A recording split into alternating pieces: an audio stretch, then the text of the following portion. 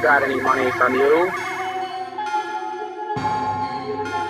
UFO might just as well stand for unprecedented financial opportunity.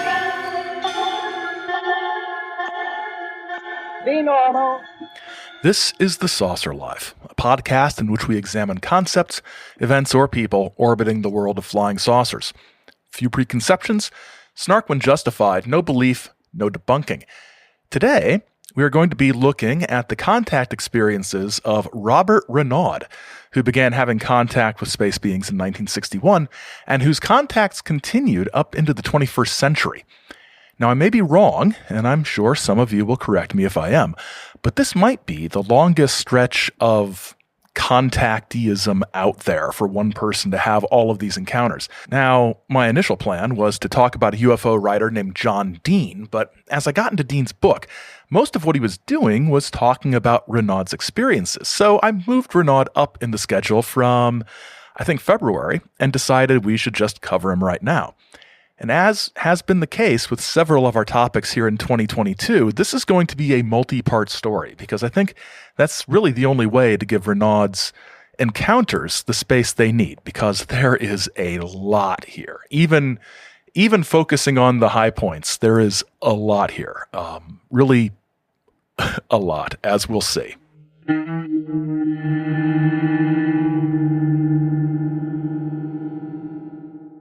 So who was Robert Renaud, Bob Renaud? There isn't much biographical information out there, and this is unfortunate, it appears that he passed away a few months ago in September 2022, and his obituary gives us some non-saucer background.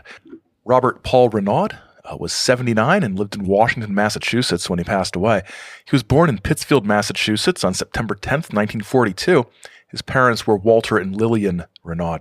He attended Notre Dame Elementary School and was a 1960 graduate of St. Joseph's High School. For 30 years, he was an electrician for General Electric. He was a ham radio operator and enjoyed computers and electronics. He was a former member of Christian Assembly Church, and he liked stock car drag racing and bowling. He's survived by a son, 2 daughters, a sister, 7 grandchildren, and a niece and a nephew. He was predeceased by his brother, a grandson, and his former wife, Marilyn Reeves. So Renaud's account of his contact experiences originally appeared in the 1960s in Gabriel Green's newsletter, and these were sort of rejigged and reworked and appeared in various places over the years, but they begin this way. In the wee hours of the early morn, when the first golden rays of the sun are still probing the black veil of a cold December night for an opening through which to illuminate the world, I held my 9th radio communication with people from another world. For a few fleeting hours, I was privileged to share once more in the wisdom and kindly understanding of a race wiser by far than we. For these moments of light in a world of darkness, these beneficent beings from a planet far outside our own sun system discussed with me matters of importance to myself, to America, and to the people of the entire Earth. I am, however, ahead of myself, and therefore shall start at the beginning, which, as a popular song would say, is a very good place to start. So we get some nice misdirection, some nice in media ray sort of beginning in the middle, and a Sound of Music reference. So the first actual contact happened on July 8th, 1961. Renaud was messing around with a shortwave radio set, trying to pick up the BBC. He tunes into the station, turns down, and starts reading a book about astronomy. A few minutes later, he hears a beeping sound from his radio, and he's annoyed at first, but then he hears a voice that he describes as crystal clear and feminine. "Bob, we'd like you to stay on this frequency for a while." Renaud says this hit him right between the eyes, and it took him a few minutes to realize what was going on, after which time the voice continued. "Bob, my associates and I have spent long hours deliberating on this contact. We have decided that it would be to our advantage if we carried out our plans, so as a result of this, I am now speaking to you in the first of what we hope will be a long series of fruitful ventures into the world of knowledge. You are our first contact with the people of your world. We have tried previously, but no results were ever obtained that were considered successful. These previous attempts were telepathic. At the time, we felt that since our lack of knowledge of English was very evident, mental images would be the only way to communicate. However, it appears we are wrong on this note. You have not developed your mental facilities to the level of which they are capable. Some of your people have had telepathic abilities, but your society in intolerance has branded them lunatics or harmless screwballs, to use a term common in your daily speech. Therefore, to contact you, weeks of research had to be done on the English language. The spoken word had to be correlated with the mental image. We felt this would not be difficult since we had but to monitor your radio and telescreen transmissions to this end.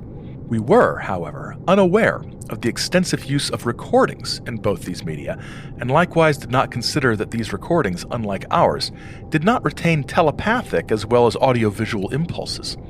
For 10 days, we monitored every available frequency using your language, but this achieved nothing because our analyzers were effective only with simultaneous sensory-extrasensory stimuli. The situation seemed hopeless. We could not land and contact directly due to atmospheric differences, and our long-range studies of language, studies hampered by the lack of the aforementioned impulses in the transmissions, were getting nowhere at light speed. In desperation, we chose to drop special sensing devices into your midst. These would give us the necessary psychosensory impulses with the corresponding sounds. To plant these, however, was a difficult task at best. The combination of words necessary psychosensory was actually pretty difficult for me to get out the first 3 or 4 times. The voice then goes into detail about how they set this all up, and there's lots of technical stuff. But Renaud is attentive enough to us as his audience to say, for those not technically oriented, skip the next couple paragraphs.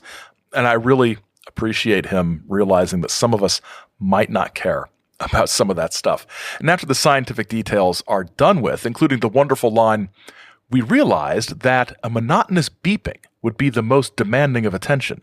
We now know that our decision was correct. I just love that. We get to the heart of why Bob has been contacted. Our main concern now is the possibility that your people will engage themselves in a nuclear war, which would inevitably mean the end of your race. We of other worlds cannot stop you from doing this. Our codes do not allow interference in the lives of men to the point of forceful action. Nowhere in the civilized galaxy are there any races that would impose themselves on any race to the extent of actually altering conditions on a world without the express consent of that world's inhabitants. Therefore, we can only warn you that your present course can only lead in one direction: ultimate destruction of your people.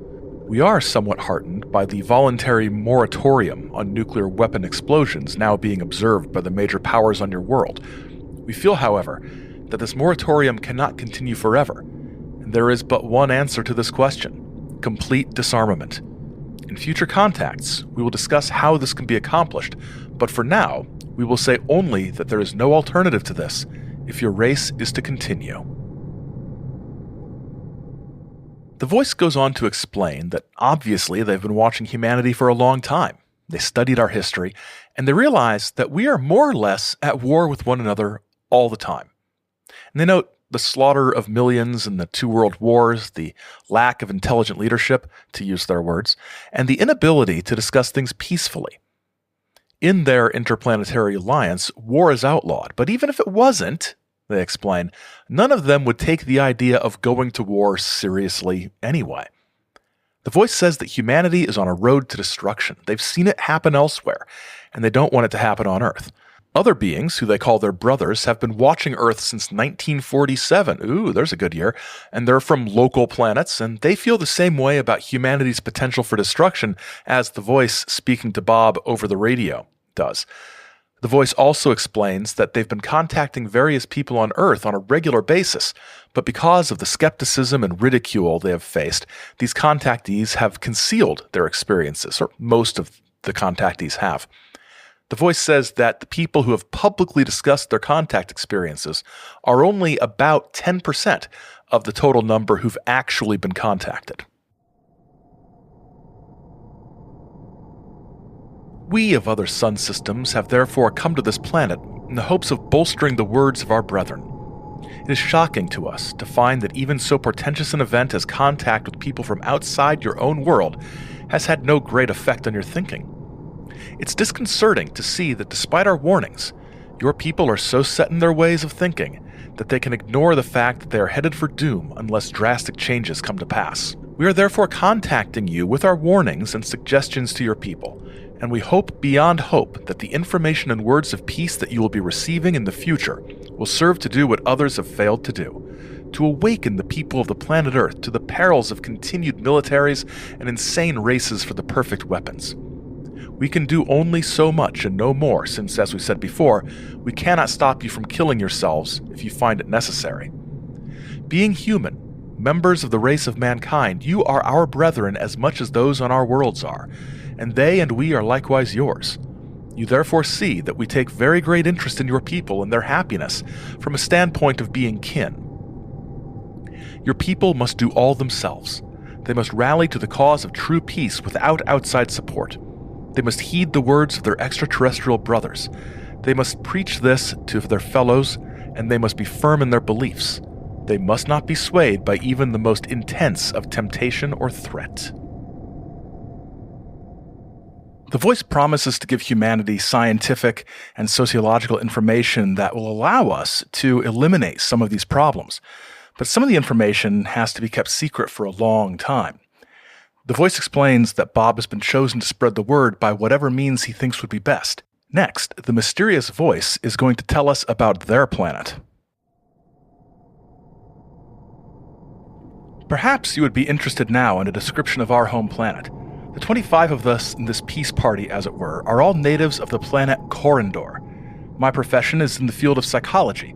Others in this party are active in teratology, the study of your world, anthropodynamics, the study of humans and their motivations, which borders on psychology, sociology, which you already know, chemistry and physics, also known to you, parapsychophysics, which by analysis would seem to be the study of the physics of parapsychics, including telepathy, psychokinesis, clairvoyance, clairaudience, ESP, and the other fields of mental activity beyond the 5 physical senses. We will explain some of these in detail in later contacts. Also, there are 2 genetico-biologists interested in the evolution and biophysics of your people. As usual, there is also the crew of the various ships, the analysts, the mathematicians, the console operators, and others associated with a venture into interstellar space. Our home planet is like your Earth in its appearance, although 2.74 times as large. Its surface gravity is 3.2 times that of Earth. Also, since our air is slightly richer in oxygen than yours, we cannot breathe yours without a period of adaptation and are forced for the present to remain above your world. There is some talk about how their spaceships work, and we learned that they spent millions of dollars to develop their anti-gravity research, which is actually kind of interesting because I'm not sure, off the top of my head, that I recall discussion of space brothers or sisters talking in those kinds of economic terms. The voice explains that the contact has gone on longer than expected, and they're going to be in touch with Bob again on August 5th. The voice then signs off. We wish you the peace of mind that comes from knowing the great truth, and look forward to the next contact. But for now, we must leave the air. Your atmospheric conditions are changing now to the point where some of the beam on which my voice is carried might be scattered and received by others than yourself. Va e luce ino nol si unir. That last bit is the Corindian language. I was not having some kind of episode. And it's translated, actually, go in light till next we meet. And Bob admits to being overwhelmed at being chosen to spread what, in his words, are the word of love from a race 400 light years distant. Now, I should mention that I'm not getting these from the old Gabriel Green newsletters, but rather the website that is collecting all of Renaud's messages, and there's going to be a link to the site in the show notes. The reason I mention this is that there's a little footnote at the bottom of these messages noting that the copy has been proofread and typos were fixed sometime in 2008, and that there was improved wording. From the spot checking I did, I didn't notice any substantive changes from the originals. There is one instance where there was kind of a change, but Renaud notes that, and so I do go back and look at the original, as you will hear in a bit. Now, I should say also that the proofreading and typos were an improved wording. As far as I can tell, that was done by Renaud himself. So it isn't somebody else coming in and changing things because they think the contactee was wrong or something.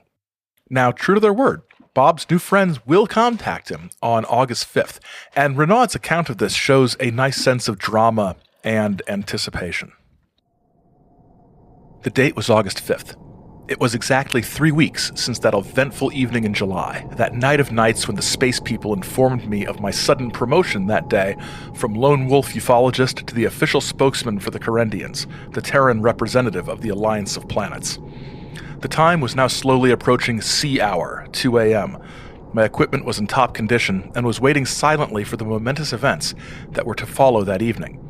The newly constructed subspace transmitter, its final stage tube glowing with a soft, cheery red luminescence, sat anticipatingly in the center of the table to my left. I had spent a full 3 hours the evening before carefully aligning its circuits according to the instructions received in the first contact, and in a few moments, it would experience its moment of truth. To my right, the old reliable Hallicrafter's S-38E receiver was hissing the contempt of space and time at me. It had been converted to SSR transmissions late in July, and it too was awaiting its test. Before me, the clock was finishing its round of that minute, and the second hand swept past 12 on its way round the face, filing away the used seconds in the infinite drawer marked time. As it passed 30, I grew tense, waiting for the first faint hum that would herald the signal from a million miles away. My fingers were wrapped like rubber bands around the microphone, trying to compress it into oblivion. 15 seconds. There's the hum, growing louder by the moment. The noises of the universe released their grip on the antenna and reluctantly stepped aside for the immense signal that came from somewhere beyond the night. At 2 a.m., the contact commenced. Okay, first of all, yes, that was really well written. I enjoyed that. It was dramatic. It was tense. I could feel that sort of feeling of anticipating, watching the clock. Some of it's a little overwritten, filed away into the infinite drawer marked time. But one thing that jumped out at me is that he mentioned having been a lone wolf ufologist, and this is 1961. And I think maybe 62 by the time, 63 actually by the time it was printed in UFO International. And I wasn't sure if the term ufologist was being used. That's a little earlier than I usually have heard the word ufologist. So I did go back to issue 18 of Gabriel Green's UFO International. In the original, Renaud refers to himself as that night of nights when the space people informed me of my sudden promotion from lone wolf ufologer to official spokesman for the Corendians. So lone wolf ufologer. I don't think I've ever heard the term ufologer before this. I don't like it. I don't like ufologist. I think that's kind of dumb, but I'm not sure I like ufologer. I like sorcerer. That's a good term. Most of the conversation revolves around the operation of the Corendians' language device, which is basically a universal translator, like you've seen in many science fiction sorts of things. It's an interesting little bit of world building, but the explanations that Renaud gives are a bit clunky and kind of sci-fi-ish, and not in a great way. The machine is actually a special-purpose computer with a mass memory console, input-output, and the relevant circuits. The input consists of impulses relayed by our remote sensors that we have planted in various places around our country. These impulses consist of two components, the spoken sound and the corresponding mental impression. They are separated in the analyzer's input discriminator and fed to two circuits. The first receives the sound impulse and stores it for the moment. The other, the mental impulse section, instantly begins breaking down the image into basic components, and these components of the received telepathic signal are then compared with those in the machine's memory banks. Within a few microseconds, the analyzer finds an impulse exactly or nearly exactly like the received impulse. The coincidence triggers another storage bank in which are all the words in GK that correspond to the mental impulses in the first memory section. This releases the appropriate word and also the stored English word. Together, they are recorded as the output, and are the translations of each other. The larger unit, received from Corridor, has no memory banks in itself, but is connected by direct SSR line to the Master Language Center's half-billion-word memory network. With this device, there is no word that cannot be translated. Once we had learned the words, it was a simple matter to study your transmissions for proper placement, inflection, pauses, etc. I assume that has clarified any questions on this matter in your mind.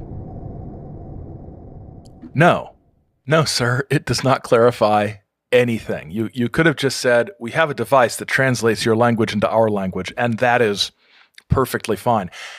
But I will say, I think it's interesting that their translation device separates the sound of the word from the mental image they receive telepathically as someone speaks the word. I think that's an interesting way to address the fact that language is, language exists within a broader context of the person's experiences and the lenses through which they view the world and things. I think that's actually pretty darn fascinating. They just could have used fewer words to do that. And in this contact, we get names.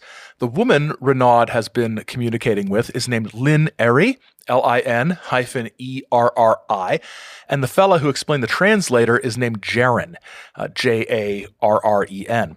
So what do they talk about? Well, Renaud and Lynn Erry are discussing the regrettable antagonism toward contactees by prominent flying saucer clubs. Of course, one reason for this, she explains, is that, quote, some of these who have been contacted are relating their story to their personal aggrandizement rather than to the constructive quest for world peace. On the other hand, there's the perennial problem of humans refusing to accept things they don't understand or that are outside their experience.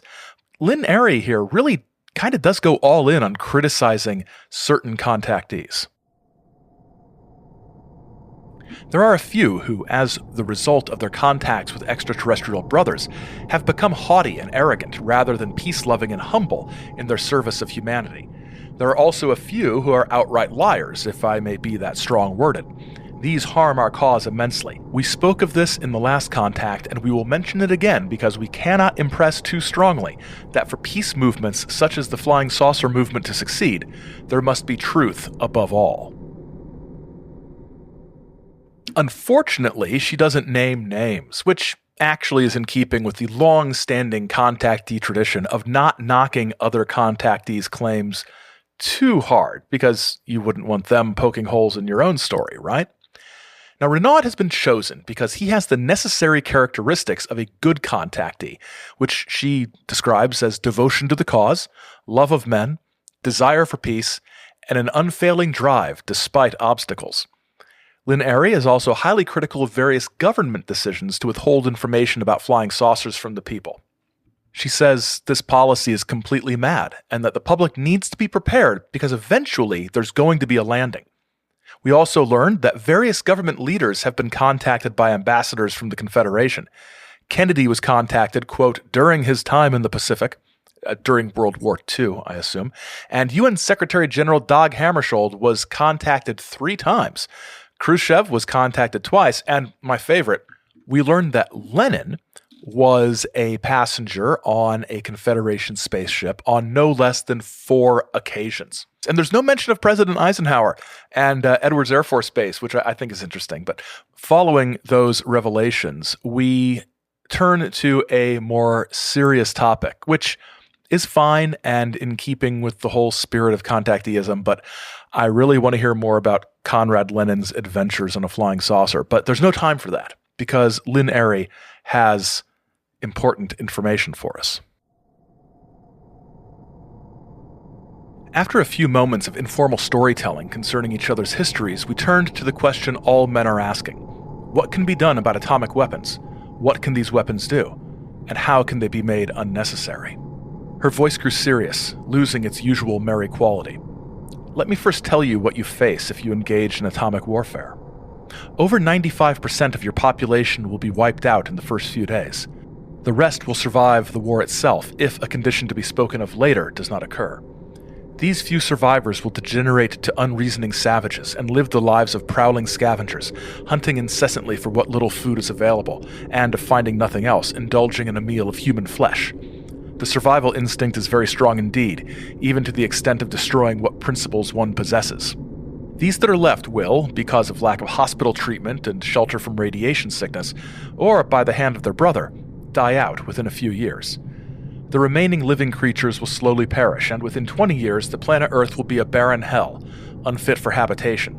As such, it will be sterilized to erase a gruesome memory from the pages of the diary of the universe.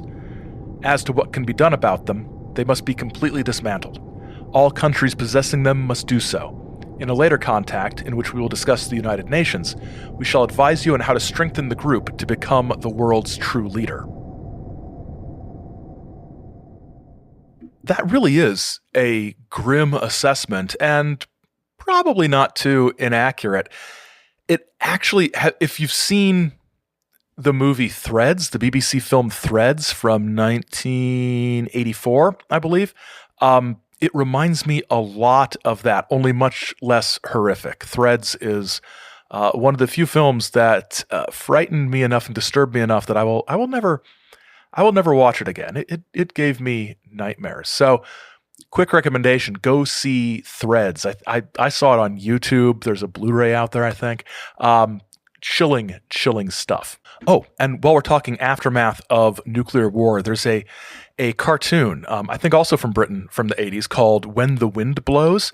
It's an animated film about a sweet little old elderly couple who are involved in a 1980s nuclear exchange and the aftermath of that. It is also relentlessly sobering, as things about nuclear war are. Some of you may mention not the day after.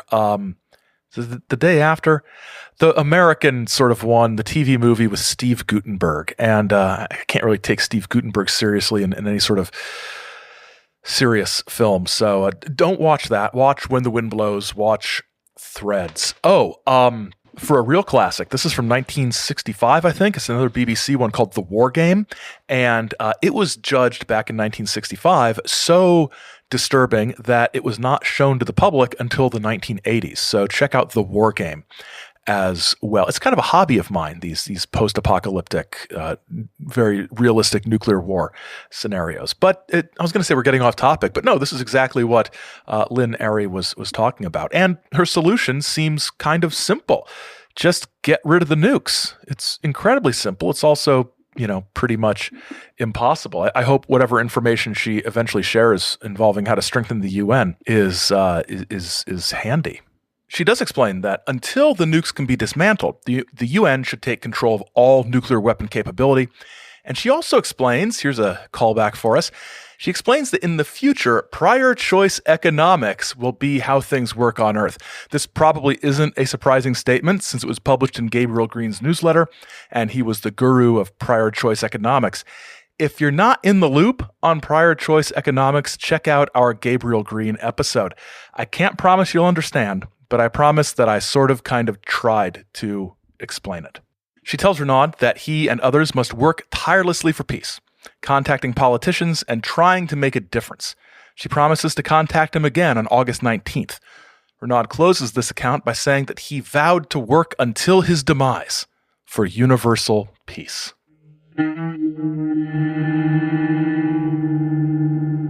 If you like The Saucer Life and want more, you can support us in exchange for bonus content.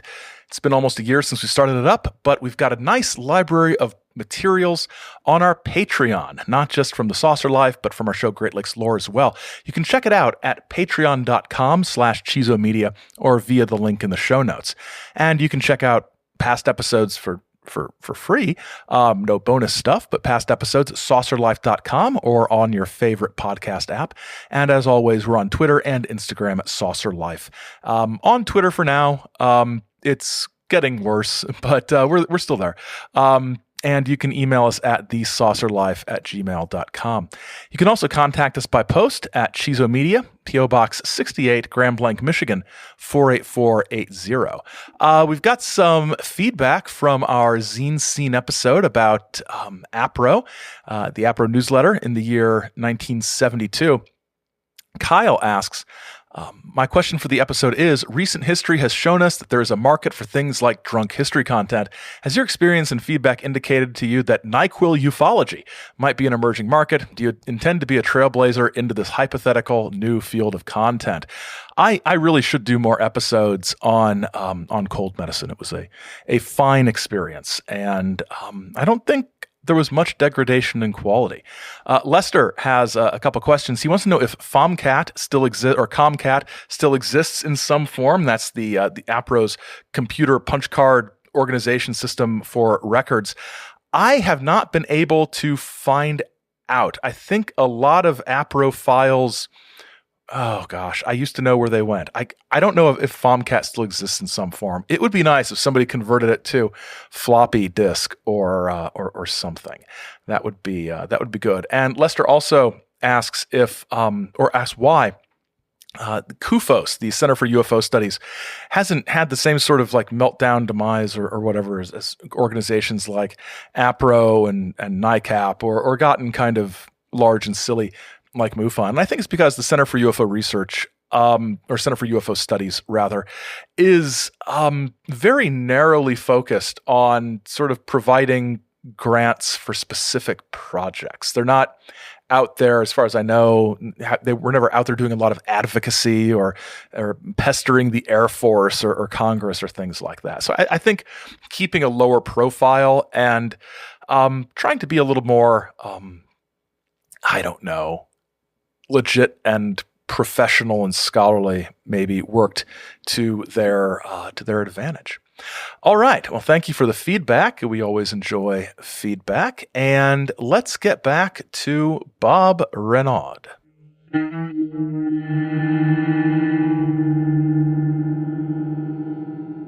Now, it would be an extensively long thing to go through each of these transmissions, even with just the initial 40 that appeared in the 1960s. So I'm going to pick out some of the more interesting bits throughout parts of the 60s to share with you. And again, I'm not entirely positive. My impression is that Bob Renaud probably produced more words of contact experience than any other contactee I have encountered thus far. There is a lot here.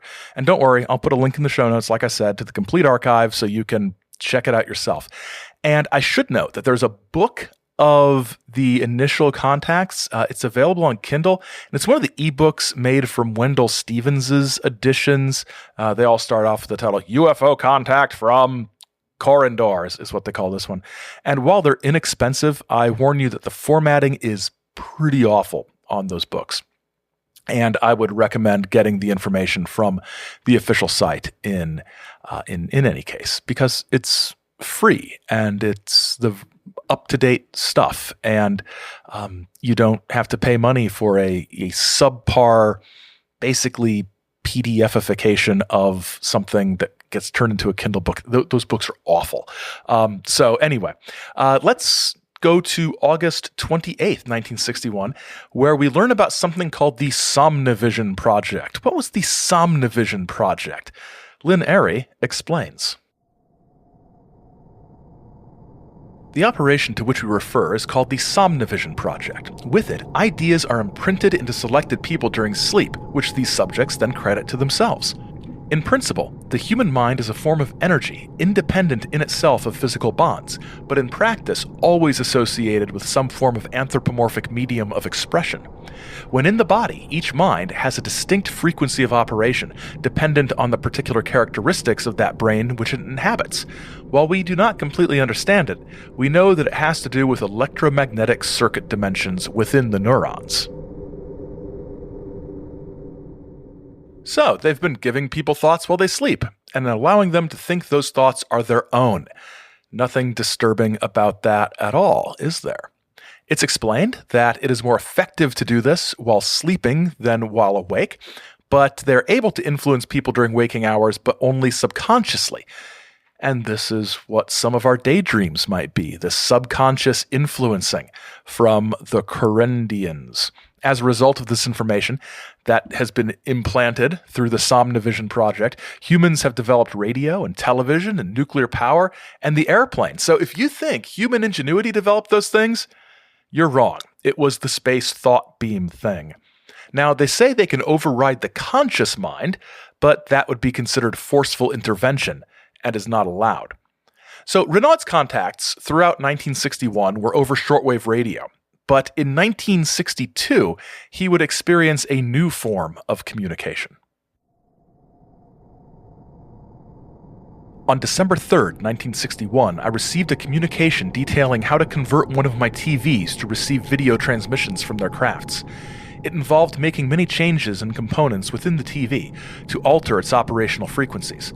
I also received by mail an adapter that connected to the antenna terminals. Having completed the modifications about a week later, there was nothing to do but wait, and wait, and wait. Receiving parts in the mail to build a video screen to talk to aliens reminds me of building the interocitor in the film This Island Earth, kind of. He finally has the video contact on January 6th, 1962. He's treated to a panoramic sweep around the solar system, and then he's shown the inside of the ship, and he sees Lynn Airy for the first time. She was a breathtakingly beautiful blonde lady who appeared to be about 20 years old. She stood there quietly for a few moments, knowing, no doubt, that I wanted to drink in the details. Her hair was shoulder length and softly wavy. Her skin appeared to be light, and she was every inch a woman. I had asked her in a radio contact to describe herself, and she said, "I'm 5 feet 4 inches tall, 122 pounds, 37, 24, 36, and I'm the equivalent of 74 in your Earth years. In our society, that's the prime of life." After that, I had not known quite what to expect, but I looked forward to seeing her on TV. Obviously, the ladies aged very gracefully on Corridor. Her clothing was loose and two-piece, rather like the top and pants of ski clothes, but of softer, sheerer material. The waist was cinched in with a band that indicated her position by its color, which she said was yellow. She wore a pin on the right collar and a tiny chain and locket around her neck. The shoes were an integral part of the pants and were fastened by some sort of elastic just above the ankle. Altogether, it made an inspirational combination. Now, Renaud notes that there was an infamous, his words, typo concerning her measurements that had been corrected in this internet version. In the interests of journalistic integrity, I checked this out in issue 19 of UFO International, and the overall description is a little more 1962 than the updated, corrected, still a bit much version. At this point, the camera swung directly on Lynn Airy. She was a breathtakingly beautiful blonde who appeared to be about 18 or 20 years old. She stood there quietly for a few moments, knowing, no doubt, that I wanted to drink in the details. Her hair was shoulder length and softly wavy. Her skin appeared to be light, and such a figure I've never seen. Talk about stacked. I had asked her earlier in a radio contact to describe herself, and this is what she had said. "I'm 5 feet 4 inches tall, 122 pounds, 37, 22, 26. 3 exclamation points. Yes, 37, 22, 26. Then had come another shocker. I'm the equivalent of 74 of your years of age, which in our society is the prime of life. After that, I had not known quite what to expect, but I looked forward to seeing her on TV, so this was really startling. I can't say it detracted from her total image to know how old she actually was, because who cares if she looks like that? Wow! Just the sight of all that loveliness was enough incentive for me to renew my vow to carry out all the Corendians' wishes to the limits of my abilities. Just for Lynn Airy alone, I would move mountains. Settle down, Bob. And from there on, the description of the clothing is identical. And yes, those measurements, 37, 22, 26. That I don't think that works very well. I do think it's interesting that he chose to slightly revise the description to be a little less creepy and fawning, but decided even in the updated sort of less horny version, he still thinks we need to know her measurements. So we've gone from radio transmissions to television transmissions, and later in 1962, there would be the first of many personal contacts between Renaud and the Carendians. And the first one took place on December 29th, 1962. And Bob's account of this opens in a pretty straightforward tone. Ordinarily, in writing about personally meeting our brothers from beyond the night, contactees seem to feel duty-bound to include every little detail. Not so with me. Objectively speaking, there is no benefit gained from knowing that the spaceman is partial to peanut butter sandwiches or likes to get green stamps with his purchases. What is vital is the message they bring, the wisdom they display, the compassion and understanding for Earthians that is inherent in all their personalities. Therefore, I think it best to forego trivia in favor of that which is paramount. Of course, I have to note that he has no problem including every possible bit of technical trivia of everything. So basically, it's best to forego trivia he doesn't personally find interesting in favor of that which is paramount. Honestly, I might be more interested in whether or not they eat peanut butter sandwiches. The contact itself is kind of low-key. He receives instructions in the mail. He says he meets them at 2 a.m. in front of his house, and they drive south for several miles, turn on a dirt road, and enter a tent-like shelter that was made of a transparent material, and they sit down and start talking. No flying saucer, no magical transport beams, nothing like that. The aliens show Bob a number of items, including an anti-gravity device and a weapon that they demonstrate it's able to melt rock, I guess is the best way to say it. They also give Bob some film to develop, with instructions that he is not to show the resulting pictures to anyone. Bob noted that he returned the negatives to them, quote, because they showed far too much, end quote. In an update, Bob provides some corroborating evidence about the site where he met the two space brothers. And their names, by the way, were Ori Val, a mathematician, and Gary Soule, an electronic engineer. It's Gary, Gery, so you know it's alien. And Sen Kaur, who is a linguist. In May of 1963, a couple of residents of the town where the meeting was held were hiking along the dirt road. They came upon the site of the meeting and found the rock that had been melted. It had spread in a rough circle as it cooled, forming an anomaly for which they had no explanation. They apparently contacted some authorities beyond the local police. It was not reported in the media, so I assumed that it was suppressed. Word-of-mouth reports indicated that a few military vehicles were seen in the area the day after the discovery. The following day, an unmarked winch-equipped flatbed truck of the type used for carrying wrecked cars went up the dirt road and came out with something on the bed that was covered with a canvas tarpaulin. No doubt the rock sits in a warehouse or storage site somewhere, and every so often someone wonders, where the hell did that thing come from? Let them continue to wonder. So the nice thing about the organization of these contact reports on the website is that there's some indication of the main topic of the content. This sounds like a simple thing, but when you've plowed through hundreds of pages looking for something interesting to talk about, you appreciate little things like knowing the report you click on is going to talk about television contacts or whatever. Or, for example, a report entitled Racism. Space Brothers and Sisters, this is 1962-ish, remember? Space Brothers and Sisters acknowledge that racism, discrimination, and segregation are wrong, but emphasize that the protesting tactics of the civil rights movement are counterproductive because they will scare off potential allies. And they tell African Americans, quote, have patience. You have waited this long. What are a few more months? Don't do anything you'll regret. You have a good cause. Don't debase it by rashness. And they have a different message for the people they sarcastically refer to as the white supermen. To the white supermen, we can only say, as your hipsters might phrase it, like, come off that gig, man, split the Dark Ages scene, and get grooved to the 20th century. A helpful message from the Space Brothers, to be sure. We also get another discussion of the flying saucer scene, with the Space Brothers and Sisters explaining that the best thing to happen would be a worldwide unification movement of various flying saucer clubs and organizations, such as Gabriel Green is attempting to do with his amalgamated Flying Saucer Clubs of America. And I really hope Green was paying for this good press. Another topic that caught my eye was the contact from November 25th, 1963, on the assassination of John F. Kennedy. Lynn Airy reported the following. We greet you in great sorrow this day, brother. The events of these past few days have filled us with sadness. Last Friday will long be remembered by your people and ours, for it occasioned the tragic loss of a truly great man and leader, John F. Kennedy. We were in the process of planning a contact with him when the news reached us. Immediately, all operations ceased and we rushed to the communications center here on Mars. As we entered, radio receivers monitoring Earth frequencies were proclaiming the distressing news: John F. Kennedy had been assassinated and was dying. In a matter of moments, this news transmission had been switched onto the Universal Broadcasting Relay, and all the Alliance was informed. Within 30 minutes, an official day of mourning was proclaimed for the entire Alliance, which was to be the day of his funeral, the radios having sadly reported that John F. Kennedy had died. Flags on all worlds were flown at half-mast, a symbol never before seen, since our means of indicating death of a high official are very different. This had a great emotional effect on all of us, and more than ever, we felt a oneness with the people of Earth in this hour of tragedy.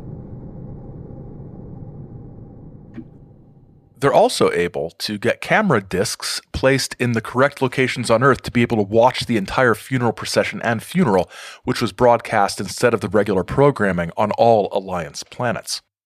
Now, we are going to finish this first part of our exploration of Bob Renaud's experiences with his tour of a base in Massachusetts that took place on December 7th, 1963. It was a cold Saturday morning, and Bob got up at 4 a.m. after being woken by a telepathic message. Ori Val said they were going to pick him up in an hour, and to be ready. Bob wanted to know if he could bring his camera and his tape recorder, but was told not. That's a little predictable. Bob should have known better. Now, this is interesting. As the car pulls up, someone gets out. The door swung open and I stepped out of the car. Here was the man who would be my substitute for this and future contacts. To say that he was my spitting image would be the understatement of the century. We shook hands in the standard form of greeting, and he said to me in what I assumed was my voice — few people recognize their own voice from an external source — "Have no fear, brother. Nobody will be the wiser. I've studied you long enough to automatically react exactly as you would in any given situation. If I get away with this, it'll be a great topic of conversation when next we meet." This is really clever. Bob's going to be gone for a while, and people might wonder where he is, right? I mean, he lives with his parents, so they might be curious. So we solve the problem not by erasing people's minds so they don't remember him being gone or traveling back in time to 5 minutes after he left. No, we're going to have somebody pretend to be Bob while Bob is off with the Space Brothers. I don't think I've ever seen anything like this before. And what's great is it's completely, I don't want to say plausible, but you know, if you were to ask the question, well, Mr. Renaud, if you were off seeing this underground base in Massachusetts, why didn't your parents, in whose home you lived, notice that you were gone? Well, my alien double was there, and he's able to react exactly as I would in any situation. Oh, well, gosh, no further questions. So Bob and his friends fly in a craft, which goes on for a while, and then it goes through an opening that appears in the Earth. It's an actual underground base. The Space Brothers gain entry by inserting an ID card into a card reader, and they're riding along a conveyor belt, basically a moving sidewalk. It's like the airport. They go through some doors and wind up in an office. We entered a small room. It was about 20 by 20, and the ceiling was 12 feet high. It glowed a soft cream white. The floor was carpeted wall to wall with a thick mint green covering. To our left was a young and very lovely girl, seated at a modern-style desk, apparently of mahogany and highly polished. She greeted us with a smile and said, "Good morning, brothers. I have the security pass here for our Terran guest." She then motioned me over to the desk and asked me to sign my name on a line on a form. The pen I used was a special type that deposits a magnetic ink. When this had been done, she inserted the card into a device on the desk. An indicator light pulsed red and then glowed green. "The processing will take a minute, Bob. Look around if you wish." One thing I cannot get over is how everything he experiences on these spacecraft seems very Earth-like. Security cards, moving sidewalks. It's basically the future as imagined in 1963. So which isn't strange for contactee stuff. Obviously, but it just strikes me. It's the colors, the mahogany desk, the female secretary, the security pass. It's all very Earth-like. Bob does get his security pass eventually, and they continue to explore the base. They come to the communications room, and we check in with Bob's double back at home. The room was about 50 feet to a side and 15 feet high. It was full of electronic equipment, a lot of it unknown to me. We went over to a panel manned by a lovely brunette. Orival spoke to her in Correndian. It has a beautiful musical quality, and she rose from her seat for a second to close a switch above her. Seconds later, I saw on a screen my double, sitting on the couch in my room. I thought to myself, so the transceiver is TV, too. I might as well have spoken, as the young lady said, yes, in full color and depth as well. Ori asked, would you like to speak to him? I said yes, and he handed me a mic. Apparently, he was watching us also, because he spoke first. Your mother's a delightful woman, Bob, and your father's a good man. I've been psych probing, and I've learned much. Your two animal friends here are with me now, and we are getting along famously. I expect we'll have no difficulty here. I asked, did you have any trouble finding everything, brother? I have a large variety of literature available in the cabinet over there in the enclosed area. Ah, yes. So I discovered. I'm torn at the moment between your stacks of Scientific Americans and your Playboys. Both appeal greatly to me for different reasons, to be sure. He winked and smiled devilishly. Ah, I see that Hélène finds my remarks a bit embarrassing, but after all, once you can tear yourself away from the centerfold, there's much of great interest to be read.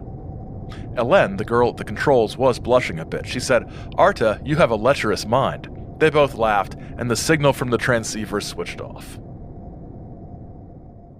Hey, Bob, found your porn. Good stuff. This may be one of the greatest passages in any contactee account. I just love this. Your mom's great. Your dad's a swell guy. Your pets are awesome. And check out Miss January. It's just strange. Leaving the communications room, our crew examines other areas, such as the power generation area and the main computer control room. There's also an area where newly arrived visitors are conditioned to the atmosphere on Earth, as was discussed earlier. Finally, we're able to meet one of the masters. Bob's descriptions of the alien base are pretty detailed, and they sound way more enticing than some of the alien bases we've discussed previously.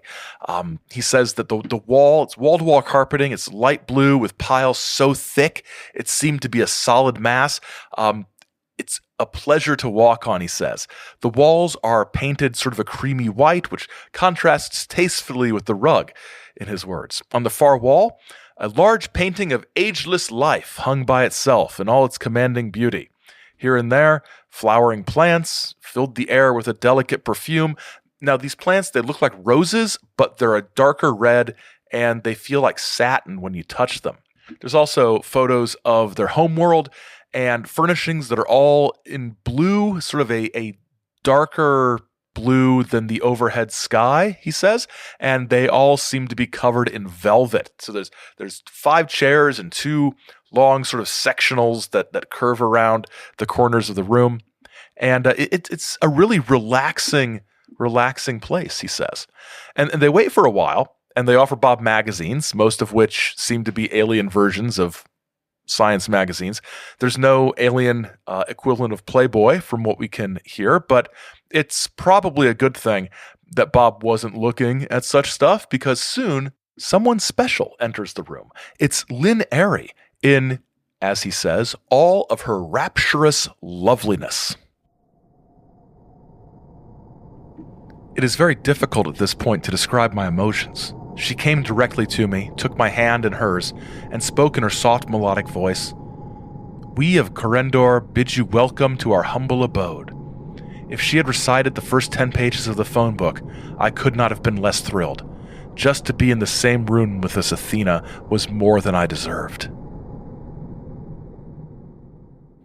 Once again, Bob, I urge you to settle down. Along with Lynn Airy is the master, Callan Lee, who prefers just to be called Callan. Callan's conversation topics are mostly related to current events. He's happy that there's been a bit of a thaw in the Cold War, but also concerned that there are still people who believe that bloodshed is the only way to solve problems.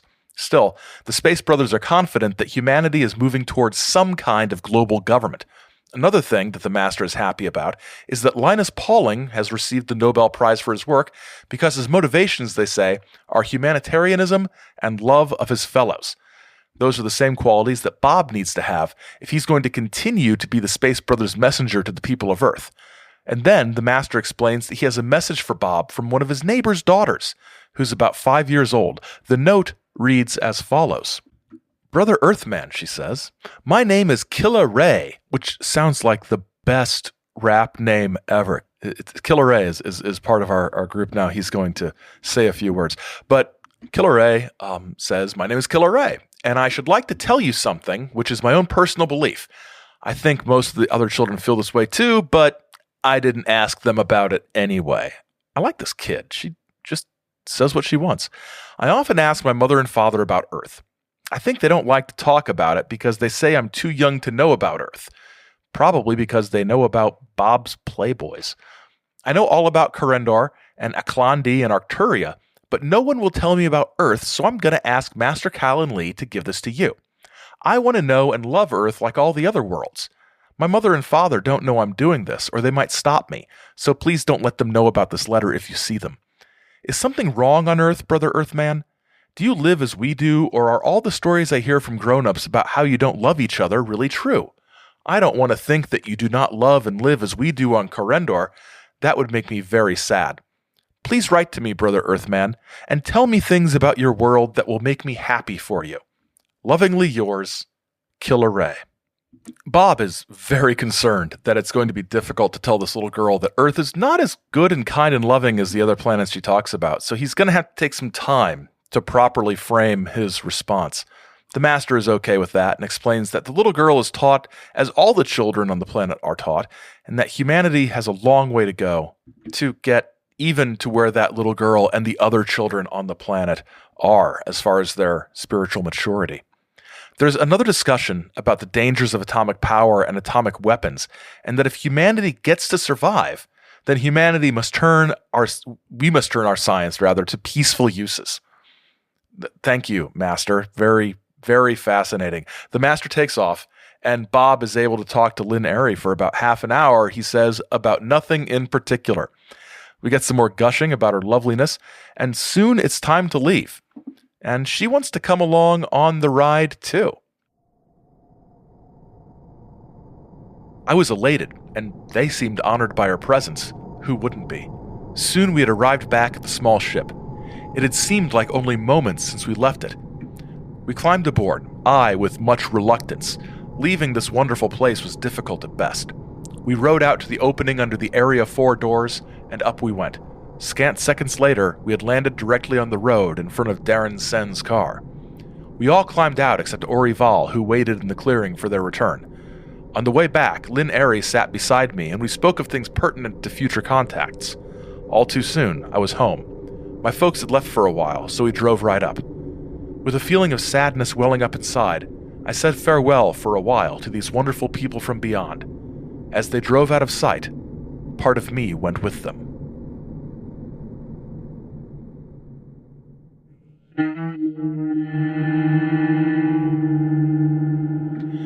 We will return next time and continue following Robert Renaud's accounts of his contacts. Are we seeing a love connection bloom with Lynn Airy? Are there more underground bases around the United States? Tune in, and we'll answer all of these questions and more. And thanks for listening. Remember to send in your questions and comments via the usual social media or email channels, and we'll be addressing those next time. Our associate producer is Simpson J. Hanover III, and The Saucer Life is a production of Chizo Media, LLC. Chizo Media. Our heart is with the people. Till next time, keep watching the skies, because the skies are watching you.